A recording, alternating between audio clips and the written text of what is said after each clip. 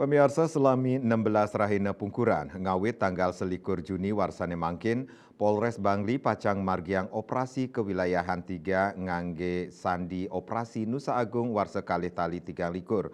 Operasi puniki wantah metetujon nambakin pemurugan sane kelaksanayang oleh warga negara asing WNA.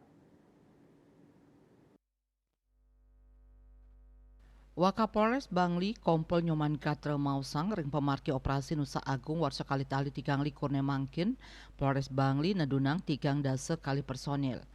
Sane kakepah dados 4 satgas inggih punika Satgas Preemptif, Satgas Preventif, Satgas Kakum miwah Satgas Banops. Pemargi operasi Nusa Agung Inucap maduwe tiga wentuk sane ngulengang indik pamurugan lalu lintas, tindak pidana saha pamurugan norma kesopanan. Kompol Gatre ngaptiang majang anggotan nyane mangdani yatne ring sajroning ngicenin penampen pet prade manggih pamurug saking orang asing. Pamurugan administrasi oleh orang asing sane maduwe wenang inggih punika saking imigrasi. Lianan punika yening kepanggih pamurug lalu lintas taler tindak pidana wau pindah ke wenang saking Polri. Lianan punika ngenenin pamurugan norma kesopanan dan ngaptiang anggotan nyani side nampenin pineh becik.